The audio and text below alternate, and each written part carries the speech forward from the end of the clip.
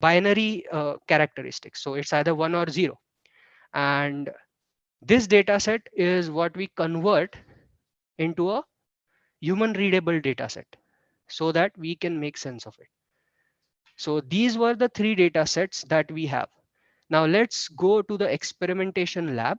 Um, let me just share another tab here.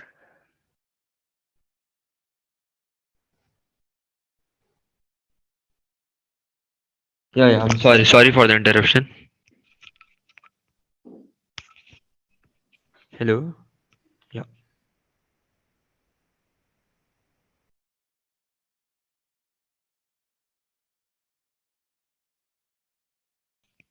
Hello. One, Hello. yeah, one sec. Just let me share that other tab without sharing the audio. The audio is always going to get in between. Yeah. Okay, is it visible? Am I audible? Yeah. Perfect. So now we are in the experimentation lab, which is a notebook, uh, which is a component within Fly, which is part of Fly MLOps tool. Now let us look. Now this was the first data set that I had shown you, the external parameters data set. And what we have done here is eliminate a couple of the columns, format the date time, and get the final process data set. Now in the second part, we have got this. So this is the third one. So I'll move to the second one. So in the second part, we have got this rather large data set of the gyroscope readings and temperatures.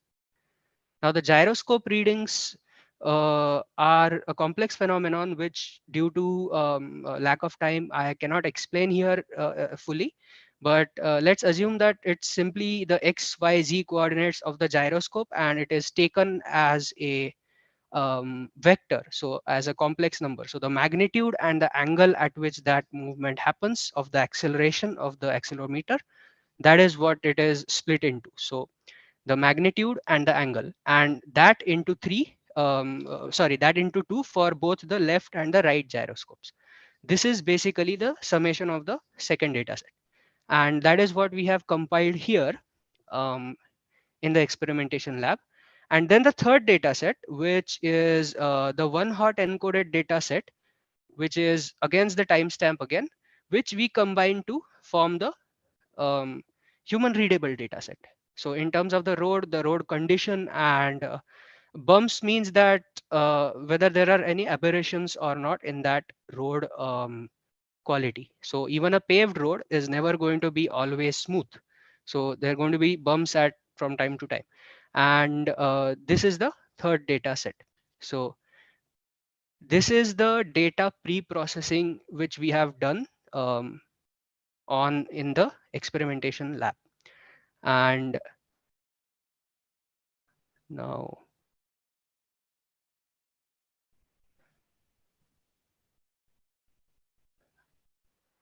so this is when we combine all of these three data sets. So you have got the GPS coordinates, latitude, longitude, the timestamp, the speed of that car, the acceleration of the car, then the readings of the gyroscope, and the road condition parameters.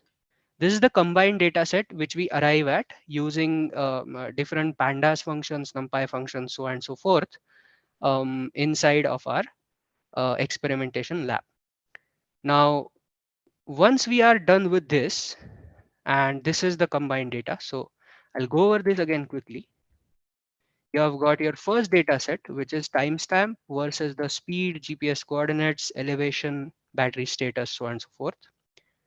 You have got your second data set, which is the gyroscope readings and the temperature readings at the suspension level and the dashboard level, which I'll explain in a bit. And the third data set, which is the one hot encoded data set of the road quality labels that is converted to a human readable data set. And all of these three data sets, one, two, three, we have combined into one combined data set. Now look at the number of records. It is 1,44,035 records. And this is the nature of this combined data set. Now all of this comes under the uh, domain of data cleaning or data pre-processing. And this is the data pre-processing stage, which is just one stage of our entire pipeline. Now we move to the next stage, which is feeding this pre-processed data into the models. And I'm again going to switch my tab here. Uh,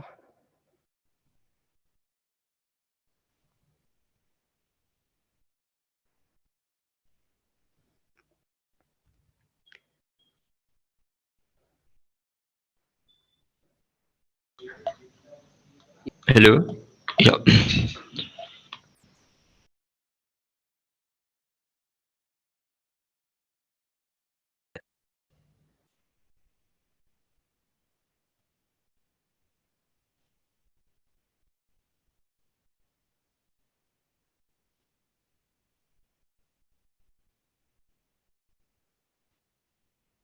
Hello. Okay. Yeah. Yeah. All right. So I'll just clear this out and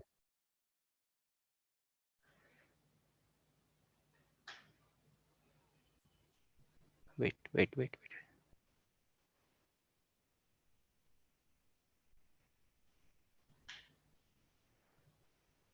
Okay.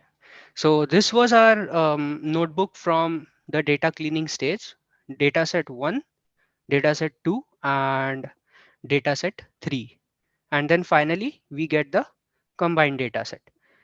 Now, what we have done for simplicity is, because there are a lot of more stages which are going to come in the pipeline, we have combined this entire notebook according to the two titles which you can see, which is GPS pre-processing block and the normal pre-processing block. So all of this entire code is what we have combined into this notebook, which I'm again going to show you.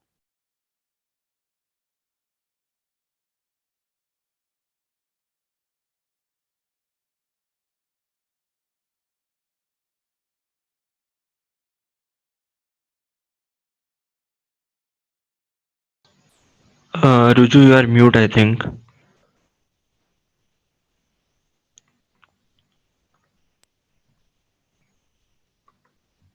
No? Yeah. Yeah. Yeah. No, it's fine. Yeah.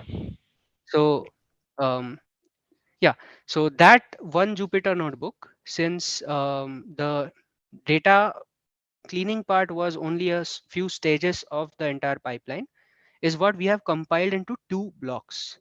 So the one which I was showing before was the RQA1 notebook, and now we have converted it into just two blocks, the entire notebook. And this is your block 1, which is your GPS pre-processing. Your block 2 is your normal pre-processing. Now you can import uh, on Fly MLOps tool, you can import Jupyter notebooks directly, and that is what we are going to do. So just confirm if I am on the Fly MLOps screen. Yeah. Yeah. Yes. Or so here you can import Python files, you can import blocks which are Fly entities, but we'll talk about that later. But I'm going to import a Jupyter notebook directly. So the Jupyter notebook which we had compiled, I'm going to import it directly. And there you go. These are your blocks. Okay. And you have your code within them. So this is your GPS pre-processing block, and this is your pre-processing block. Now, Fly, in essence, if without going into any complex details, is the abstraction between your code and what enables you to run that code. Now, for such a massive pipeline, it can't be run on even the highest configuration PC or laptop that there is. It is very hard to run, or it takes a longer time to run on your Office servers also. So 64 GB RAM servers also take a long time. So in the backend, we have a cloud engine running on top of our architecture called as Kubernetes, which is used to empower this entire pipeline. And Fly as a tool abstracts your effort of creating or deploying that infrastructure. So any cloud infrastructure, AWS, GCP, this, that. Instead of that, Fly comes in between as a middle layer where you can drag and drop your things and get started. So because of that, because of not being on your PC and being outside, you have to import the files that you need for this processing into Fly. So that is the function of the data import or data input block, which I have shown here. And I'm just going to connect and show you one or two examples, and then we can move on to the next process. So this is your data input block for the GPS data, and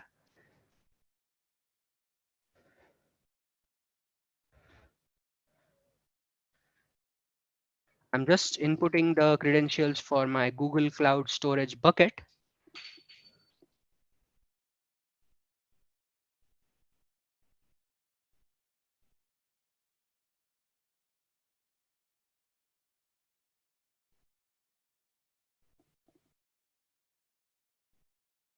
Okay, there we are. So I'll be selecting the files which I want to bring into Fly here in this data input block. So I'll select, let us say, any of, these three files. I'll give them or transport them to the next block. Now, the one thing about the architecture which we use, Kubernetes, is that between any two blocks on Kubernetes, you have to configure it. You have to tell it that, okay, these are the files that I want transferred from one block to another. So we've got three basic kinds of blocks, which are the data import, data input blocks, which bring in the data files into Fly. We've got the function blocks, which, as you can see, run most of the complex pre-processing or complex codes. And then we've got the visualizer blocks, which you can use to generate visualizations then and there itself in situ. So we take a couple of visualization blocks and we connect them.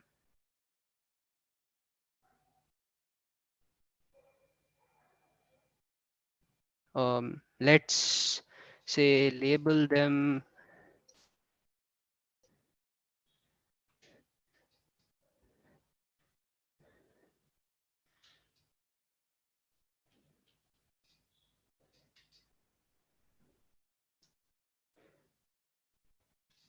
and put in the code. So visualization blocks also have some kind of code in them, which is mainly the code that is used in the standard Python visualization libraries. So matplotlib, Seaborn, etc., etc. So I'm just going to put in some code into these things, and then I'm going to configure both the function block and the visualization blocks. So this is just a sample of how a pipeline is made. Of course, this operation takes a lot more longer. So you have got this common package management here, where you can select packages required for, say, all of your pipelines, and you can individually manage your packages, say from here. So you can select packages for um, oh, you can select the container base image, which is kind of the container image for your Docker container, which each of these blocks is in the background. And finally, you select the package management and put in the code. And I'm just going to go to the final ready version of this pipeline without taking too much time. Um,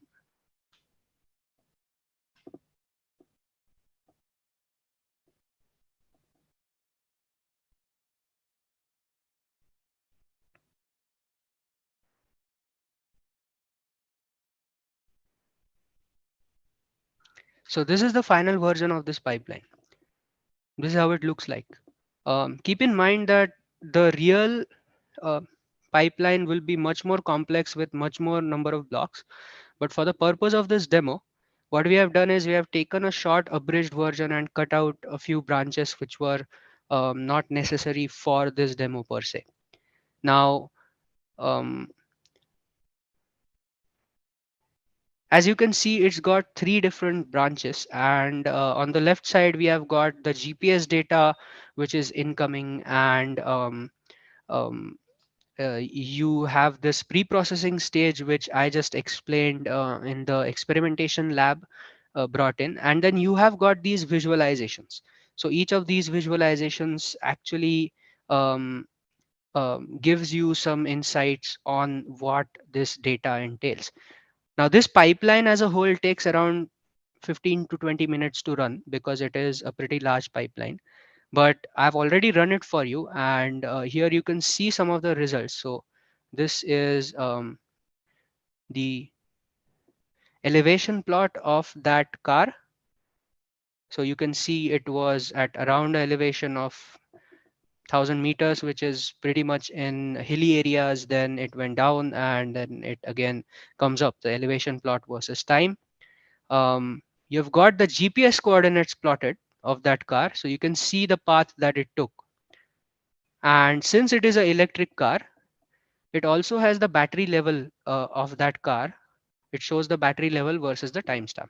Now, the reason to show this EDA is I want to elucidate on how much easy it becomes when you create your entire pipeline, however complex it might be, on a flowchart type drag and droppable interface. This is where you can get a hang of the data, what goes where and what is happening. Um, the second part, which I had shown you in the experimentation lab, was that we had compiled all the three data sets into one. So this is that block, which is it doing it one in one go, one shot, and then it is giving us the next stages of the pipeline. Before going to the part where the ML models of the pipeline are, I just want to show you a couple of things from the right side of the pipeline, where you have got the data set of the gyroscopes and the temperatures, um, which is exactly this data set.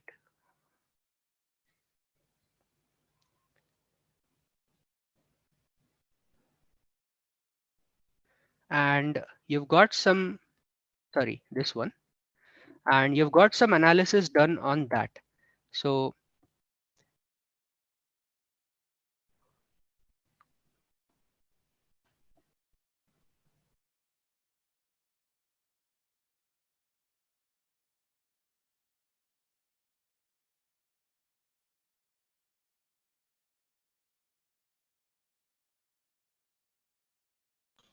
Ruju, I think you are mute. You're not audible. Yeah.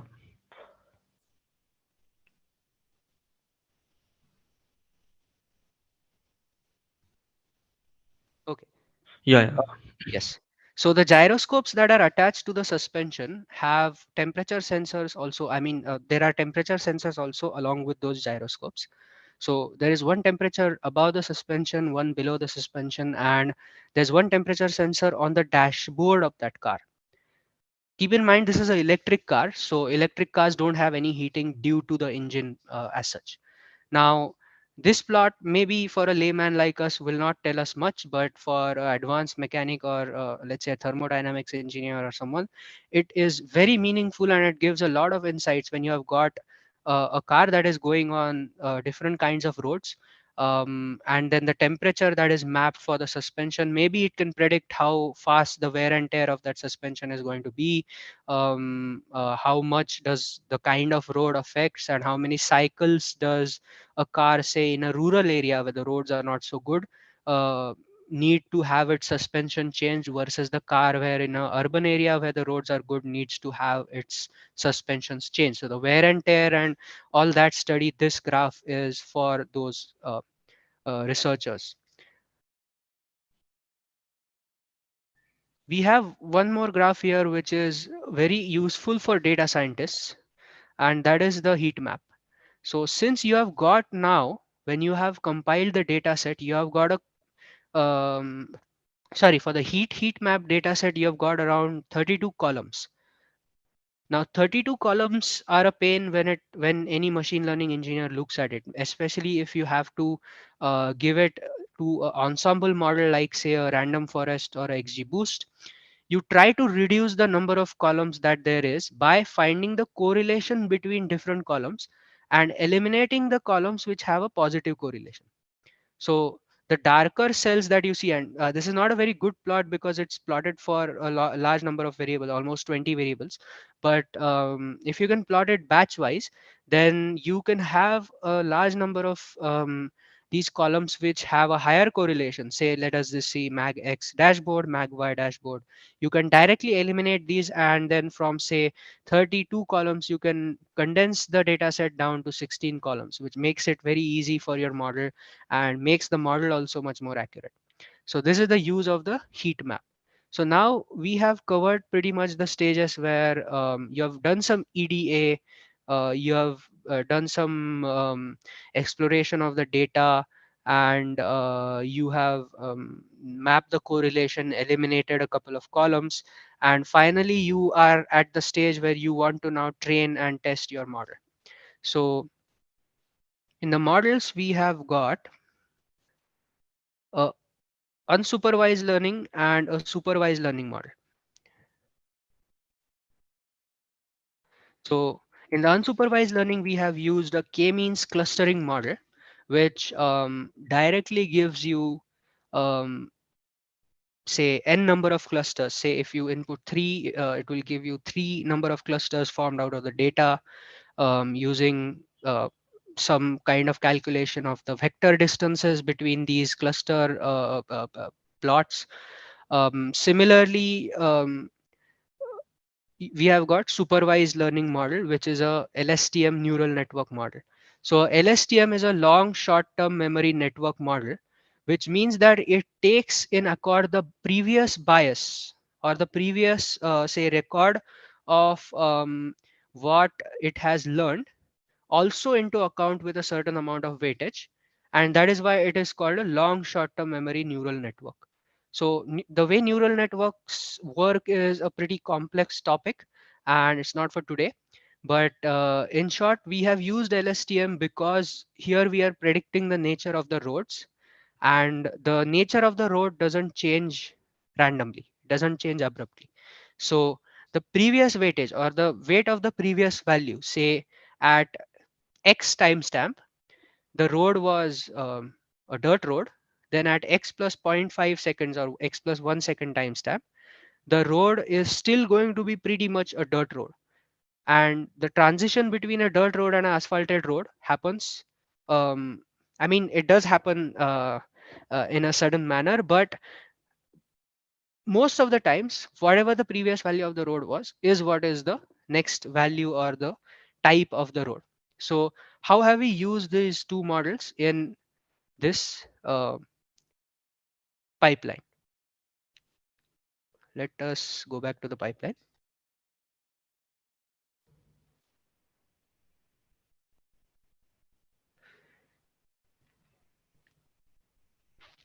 All right.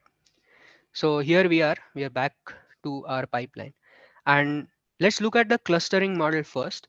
So once we have completed the experimentation lab part, which is the data cleaning, the data pre-processing stuff, we don't go back into the Jupyter mode because it's much easier to work on a flowchart based interface. Now what do? We do is we put in the code directly for the k-means clustering model. And here, as you can see, we have put in the scikit-learn k-means cluster. We use the scikit-learn k-means cluster library, and we have to import that library first. Scikit-learn, we have imported it here in the packages to install inside of this container, and then we have directly used it. Now, since this is the model, let us look at the insights that the model gives us. So first one, of course, since it's an unsupervised clustering algorithm, we look at the cluster plot. So this is the gyro reading on the suspension. So the reading of the gyroscope on the suspension of that car versus the speed plotted for that car. Now, it's pretty common sense to say that, okay, the speed of the car will be high and gyroscope reading will be low, means that the road is a well tarred or a smooth road, asphalted road. And that's what you see on the right side. But look at the difference and kind of the very easy to see border line that you get. Look at the cursor which I'm dragging. between the cobblestone roads and the dirt roads. So this is a European setting. So cobblestones are these big kind of stones which are put into mostly into walkways and not into dirt roads. Sorry, not into roads for cars, but you have got these cobblestone roads which are much more tougher for the car, which are giving a much higher gyroscope reading, and the driver is having to drive much slower on the cobblestone road generally as compared to the dirt road, which is quite a bit smoother. So that is one nuance you can see, and you can derive from these plots and the k-means clustering model. Um, Second one is, of course, a direct plot between the acceleration of the car. Now, keep in mind, this is the car's acceleration and not the gyroscope reading. The car itself, the vehicle, versus the timestamp. So this is for the entire journey. And as you can see that the acceleration plot is so haphazard, and it is just, its car is revving up, it's revving down, it's revving up for whenever the road is bad. Whereas whenever the road is well tarred, it is good, the acceleration reading immediately drops down. This is obvious because the asphalted road does not need you to slow down, speed up, slow down, speed up constantly. You can maintain pretty much a constant speed.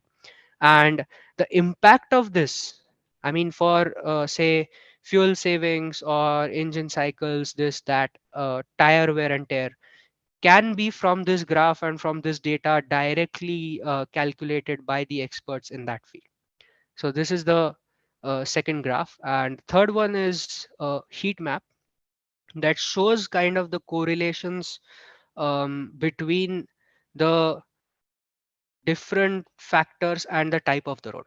So you have got your gyroscope reading, you have got your acceleration, you have got your speed, and you have got the quality of the road versus the type of the road. So whether it's asphalt, whether it is dirt, or whether it is a cobblestone road.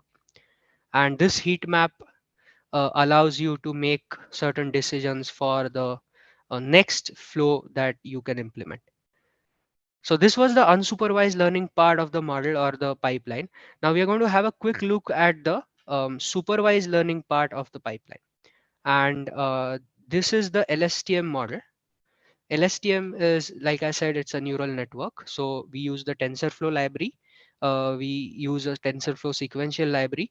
And here you can set in different parameters um, for the LSTM neural network. And then you fit the model or you train the model on the data, and then you test it. So the way machine learning works is you divide your existing data set into a training and a testing data set. So you have got a training data set, say 80% of the data, which you are going to give it to the model. And in layman's terms, just the way a kid or a baby learns something, wherein if it has to learn a pronunciation, then it will kind of pronounce that word in the wrong way 100 times before it gets it right. Similarly, in ML, it gets the 10 times, 100 times amount of the data for that one single sample to be able to next time predict new incoming data correctly. And this is called the learning stage of the model. And then you have the validation stage where you check using the remaining 20% of the data that you had kept aside whether the model has learned in the right way how to draw the conclusion between whatever you are giving it to, whether to classify or to or as a to quantify as a regression, whatever it is. So now in this LSTM model, what you have is a sequential network, and it's got a certain learning rate. It's got a certain these are now different technical parameters of the model itself, which is the dropout, etc., etc., and the activation function. Finally, you can visually see and plot the accuracy of this um, against the epochs or the learning cycles of this particular class. So the way neural networks work, so LSTM is in a sense a recurrent neural network. A recurrent neural network is something that will redo that learning stage again and again and again with certain variations and check if it is right.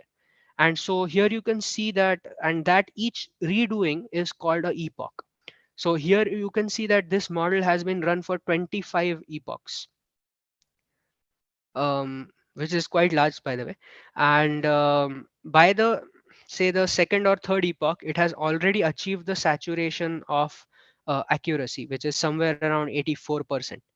um, so this is the 84% is the saturation accuracy for the training data set, whereas for the validation set, the 20% that I told you about, it's somewhere around 82%.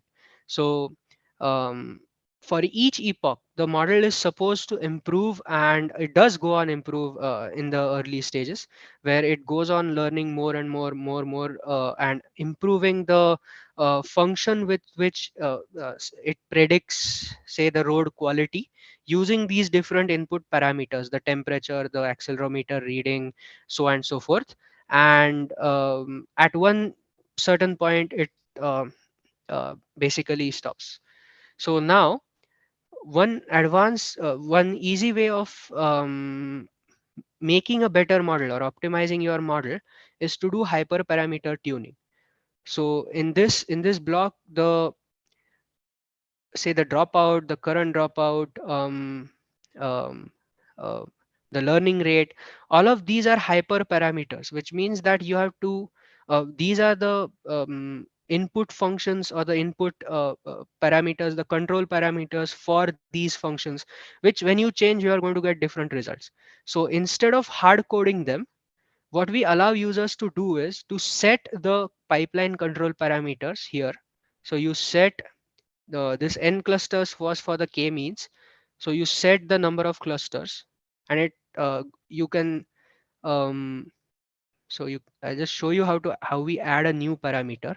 Let us say we add a new parameter, param1. We select the data type, whichever it is. So we'll select float, and we select which block it should go to. So now remember, this is a whole pipeline, but since you want to take runs again, improve, you should not have to go into the code which you have written again and modify it manually. So instead of that, what we have done is we have given the control parameters to be abstracted, to be taken out of the pipeline. So you can choose which block this control parameter goes to, and then using that control parameter, you can directly take that value from the pipeline control parameters. And the way this works is, uh, so you have got these four control parameters here. So you've got, for k-means, you have got the number of clusters, which in our case is 3. For LSTM, you have got the number of epochs, which, as you saw in the graph, it was 25. You have got the recurrent dropout rate, the dropout rate, and the units, which are all different hyperparameters. And when you have configured this, you have told Fly basically that these are the parameters that I want to abstract, I want to take out of the pipeline. The rest of those, whichever what are there in the code, you can use. And then when you click on run, this pipeline has already been run for you to save time, but let us do that for the heck of it. So when you click on run, it will ask you what values you want to give it for this particular run. So let's say number of clusters is 3, the epochs is again 21, recurrent rate is zero point 0.3, dropout rate is zero point 0.2, and units is 80. And now I have given these things, these hyperparameters. It will go for a run again. So of course, each run takes around 20 minutes. But 20 minutes, mind you, for this kind of infrastructure is a pretty small time. So this pipeline, this particular, the exact code will not run on your PC or your laptop, even if it's the best laptop that there is. It takes a couple of, at least 1.5 hour to 2 hours to run on, say, a server, a 64 GB RAM server configured, or say a single compute instance of any cloud platform.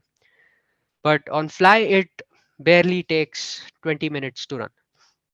So I'll pause the run now. I'll stop the run because we don't have that much time. Um, and I'll just retrieve. So Fly allows you to retrieve some of the past runs. You can save a version of the pipeline that you have created also. at some point of time. So this is like caching, and you can retrieve past runs which were say given for different hyperparameters. One sec.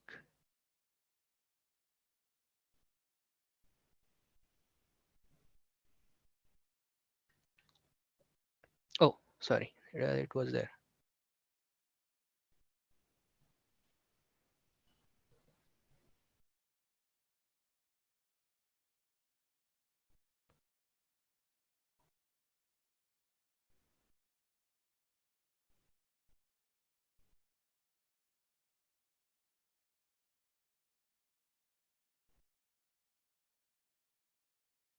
One sec. Huh?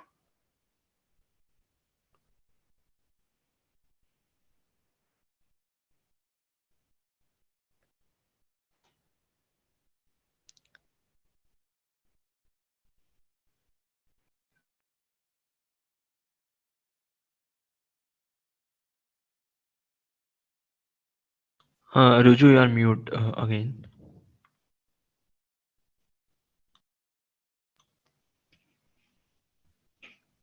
Yep.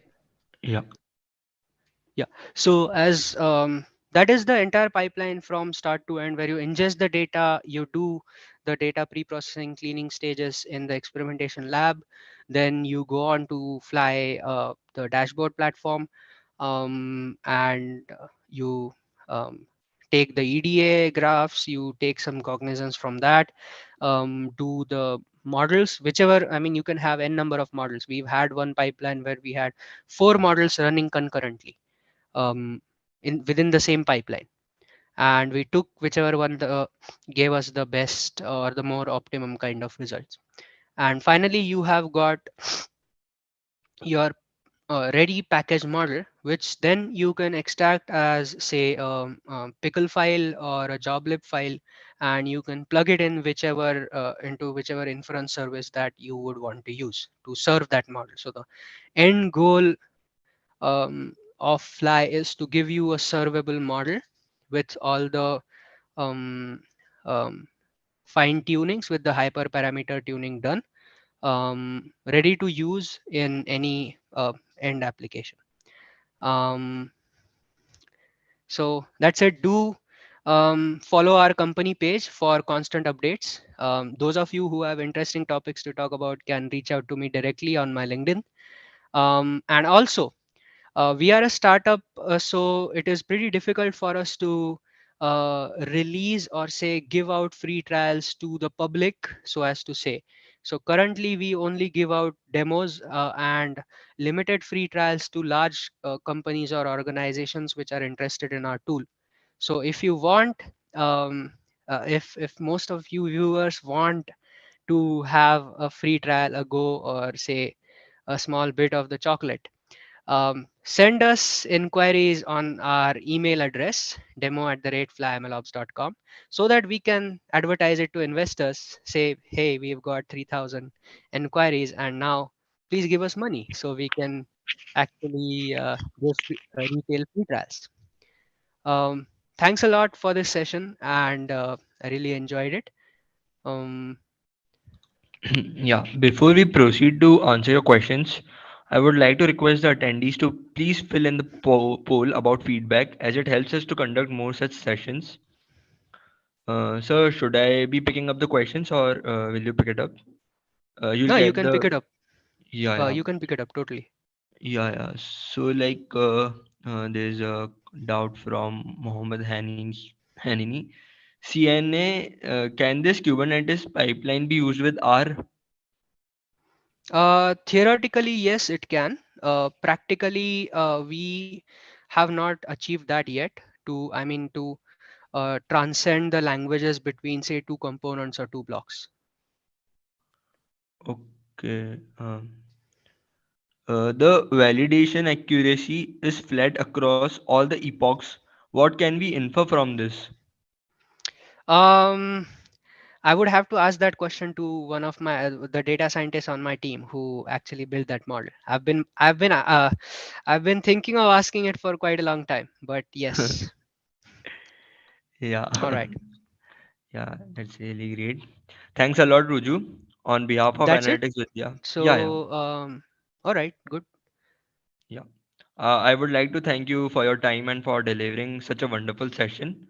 I'm sure our audience found it insightful, and hopefully we can conduct more such sessions with you in the future. I hope you guys have filled in the feedback poll. If not, I request you to please fill in the poll about feedback as it helps us to conduct more such sessions. If you wish to conduct a webinar or are facing any difficulty in registering, I have shared the mail in the chat. The recording of this session will be available within 2 days on our YouTube channel, which I have also shared in the chat. We will be back with another session of the data on 6th January. The link is in the chat section. Till then, bye bye and keep learning. Thank you. Thank you. Thanks a lot, guys.